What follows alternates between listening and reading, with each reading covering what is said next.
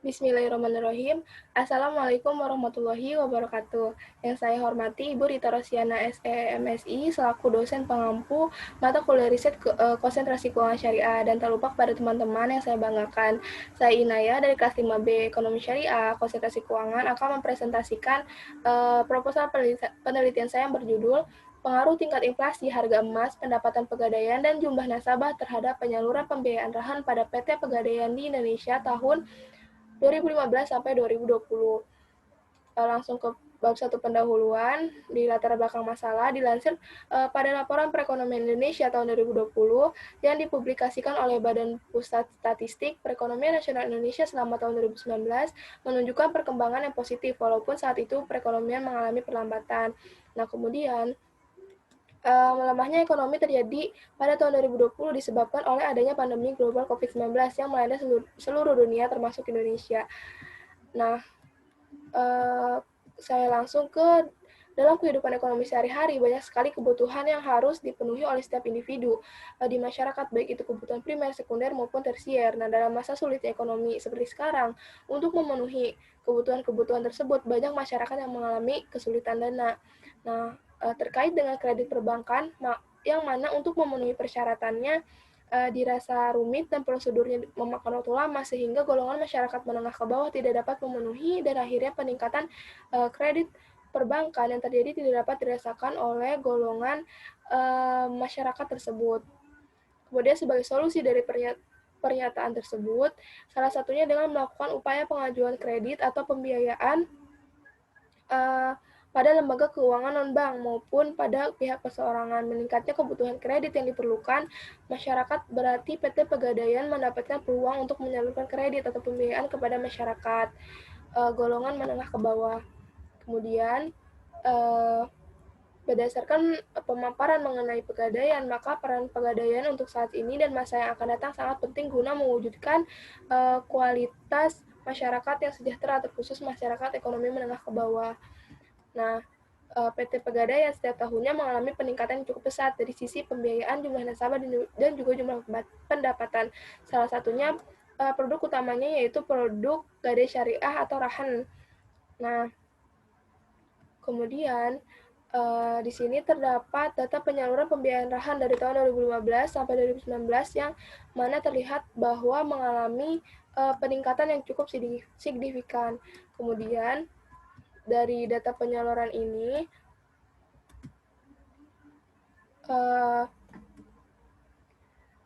PT Pegadaian menyalurkan dana pembiayaan rahan tentunya berdasarkan pada pertimbangan-pertimbangan tertentu. Nah, disalurkannya pembiayaan rahan dipengaruhi oleh faktor internal dan eksternal. Dan faktor internal itu yang dimaksud seperti perkembangan pendapatan pegadaian dan juga jumlah nasabah. Di sini ada grafik data pendapatan pegadaian dari tahun 2015 dan sampai tahun 2019 yang mengalami peningkatan. Kemudian juga terdapat grafik data jumlah nasabah yang juga perkembangan itu sangat fluktuatif, artinya namun di sini relatif menurun. Kemudian tadi kan pertama faktor internal dan sekarang faktor eksternal, memperlihatkan kondisi perekonomian nasional sebagai bahan pertimbangan dalam menyalurkan dana. Nah, salah dua faktor tersebut ialah pertama data tingkat inflasi. Ini data tingkat inflasi tahun 2015 sampai tahun 2019 yang fluktuatif. Kemudian juga terdapat grafik data harga emas yang mana dilihat di sini mengalami peningkatan. Nah, fenomena dalam penelitian ini mengacu pada data perkembangan setiap variabel pada grafik di atas. Nah, sebagai bahan analisa, peneliti melihat data pada tahun 2018 dan 2015 di mana penyaluran mengalami peningkatan. Kemudian juga variabel harga emas juga naik, variabel jumlah nasabah juga meningkat pesat. Kemudian sama halnya dengan variabel pendapatan yang juga meningkat. Nah, akan tetapi pada tahun yang sama, variabel tingkat inflasi mengalami penurunan. Nah, mengacu pada penelitian yang dilakukan oleh Teddy Rubianti tahun 2019 dengan tingkat variabel independen yaitu jumlah nasabah, pendapatan, dan harga emas, menunjukkan hasil penelitian yang bahwa variabel jumlah nasabah, pendapatan pegadaian, dan harga emas berpengaruh positif dan signifikan terhadap penyaluran gadai syariah. Nah, kemudian berdasarkan perkembangan data dari setiap variabel yang fluktuatif setiap tahunnya serta hasil penelitian-penelitian sebelumnya, oleh karena itu peneliti melakukan penelitian dengan tujuan untuk mengetahui pengaruh variabel independen tingkat inflasi, harga emas, jumlah nasabah, dan pendapatan pegadaian, baik secara parsial maupun simultan terhadap variabel dependen, yaitu penyaluran pembiayaan rahan. Berdasarkan hal tersebut, peneliti mengangkat judul pengaruh tingkat inflasi, harga emas, pendapatan pegadaian, dan jumlah nasabah terhadap penyaluran pembiayaan rahan pada PT Pegadaian di Indonesia periode tahun 2015 sampai 2020. Kemudian, lanjut ke rumusan masalahnya. Pertama, bagaimana pengaruh tingkat inflasi terhadap penyaluran pembiayaan rahan pada PT Pegadaian Syariah di Indonesia. Kemudian yang kedua, bagaimana pengaruh harga emas terhadap penyaluran pembiayaan rahan pada PT Pegadaian Syariah di Indonesia. Yang ketiga, bagaimana pengaruh pendapatan pegadaian terhadap penyaluran pembiayaan rahan pada PT Pegadaian Syariah di Indonesia. Yang keempat, bagaimana pengaruh jumlah nasabah terhadap penyaluran pembiayaan rahan pada PT Pegadaian Syariah di Indonesia. Dan kelima, bagaimana pengaruh tingkat inflasi harga emas, pendapatan pegadaian, dan jumlah nasabah secara simultan terhadap penyaluran pembiayaan rahan pada PT Pegadaian Syariah. Yang semuanya terdapat pada periode tahun 2015 sampai 2020. Tujuan penelitiannya pertama untuk mengetahui pengaruh tingkat inflasi terhadap penyaluran pembiayaan rahan. Yang kedua untuk mengetahui pengaruh harga emas terhadap penyaluran pembiayaan rahan, dan seterusnya. Kemudian langsung ke kegunaan penelitian. Yang pertama, bagi peneliti, merupakan suatu pembelajaran untuk menganalisis laporan keuangan. Bagi akademisi, dapat memberikan referensi bagi peneliti berikutnya terhadap masalah penelitian yang sama. Yang ketiga, bagi praktisi, penelitian ini dapat diharapkan memberikan informasi yang bermanfaat bagi pegadaian. Lanjut ke bab 2, landasan teori, kerangka pemikiran, dan hipotesis. Pertama, untuk pengertian pegadaian. Menurut Kitab Undang-Undang Hukum Perdata, pasal 1150, gadai adalah hak yang diperoleh seseorang yang mempunyai piutang atas suatu barang bergerak. Nah, kemudian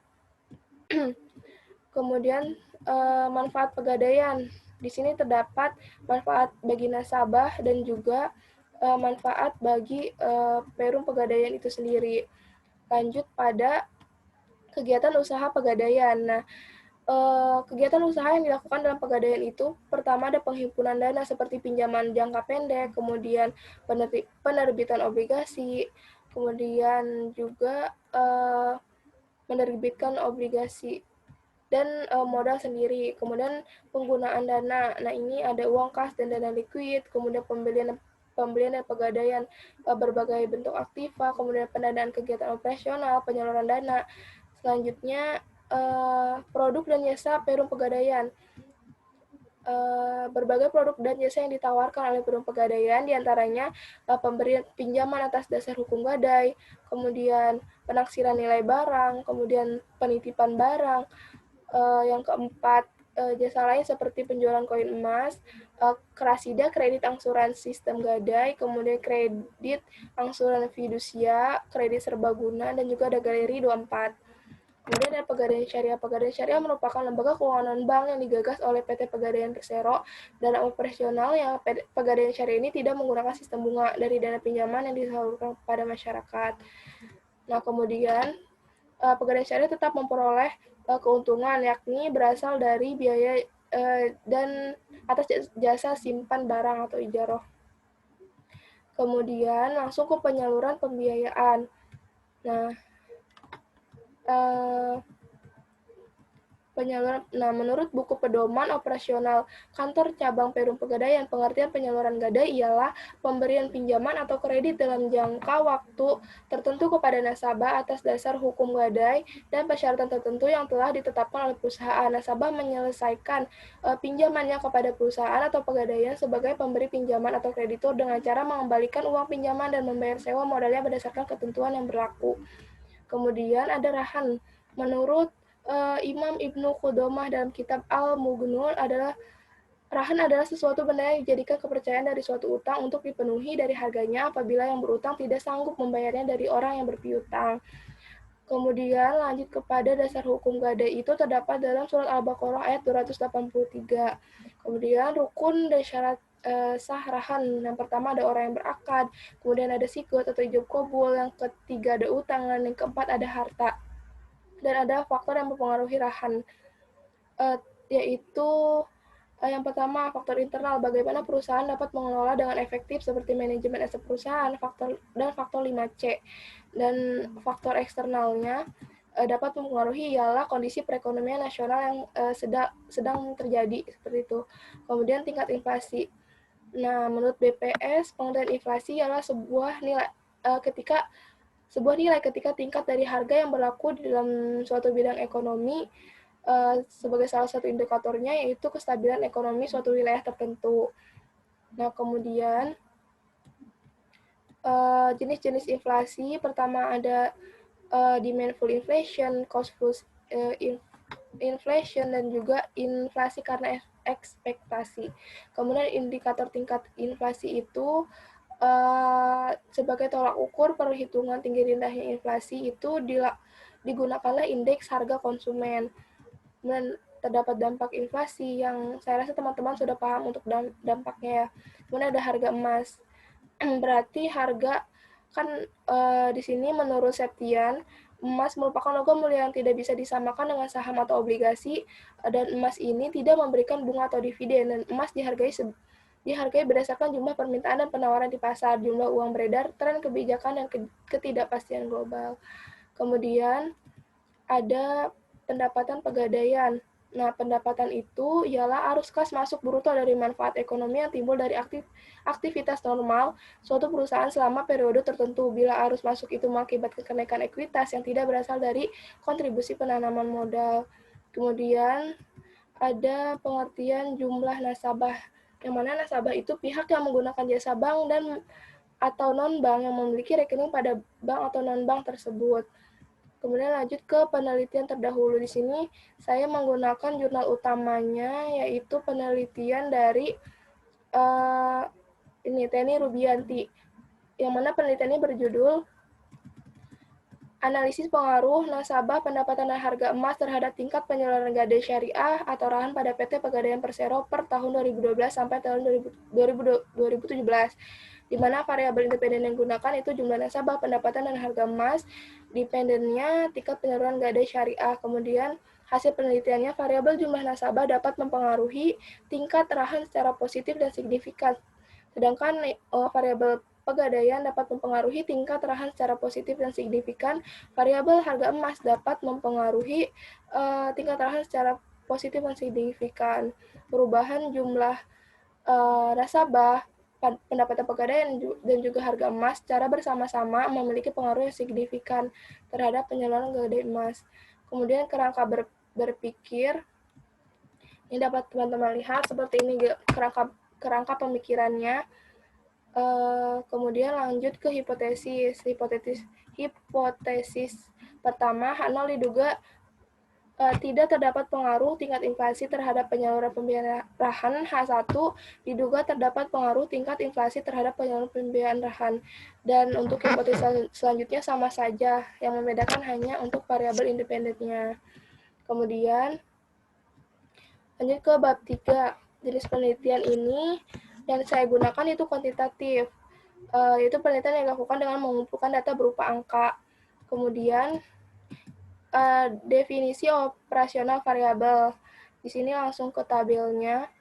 Definisi. Nah, di sini variabel pertama, variabel Y-nya penyaluran pembiayaan rahan, kemudian ada pengukurannya, ada skalanya. Variabel X yang pertama ada tingkat inflasi, yang kedua ada harga emas, kemudian yang ketiga ada pendapatan pegadaian, dan X yang atau variabel independen yang keempat itu jumlah nasabah. Kemudian populasi dan sampel. Nah, populasi dalam penelitian ini yaitu data annual report pada PT Pegadaian dari tahun 2015 hingga tahun 2020. Nah, sampelnya yang digunakan dari penelitian ini ialah data penyaluran pembiayaan rahan, data pendapatan pegadaian, dan jumlah nasabah pada annual report PT Pegadaian. Nah, sumber data dalam penelitian ini yaitu sumber data sekunder yang mana didapat dari annual report pada website Pegadaian dan juga website BI dan kit untuk harga emas didapat dari website kitco.com. Kemudian metode pengumpulan datanya ada metode kepustakaan dan metode dokumentasi. Untuk teknik analisisnya ada analisis statistik deskriptif, kemudian ada uji asumsi klasik, uji normalitas, uji multikolinearitas, uji heteroskedasitas, uji autokorelasi, dan regresi linear berganda. Terus ada uji determinasi, ada uji T, uji F, dan terakhir daftar pustaka. Nah, sekian presentasi proposal penelitian dari saya. Saya rasa masih banyak sekali kekurangan dalam penulisan proposal ini. Untuk itu, saya sangat mengharapkan tanggapannya berupa kritik dan juga masukan dari Ibu Rita dan juga dari teman-teman semua. Mohon maaf sekali banyak kekeliruan dalam menyampaikan presentasinya. Saya akhiri. Kurang lebihnya mohon maaf. Wallahul muwaffiq ila aqwamit thoriq. Wassalamualaikum warahmatullahi wabarakatuh.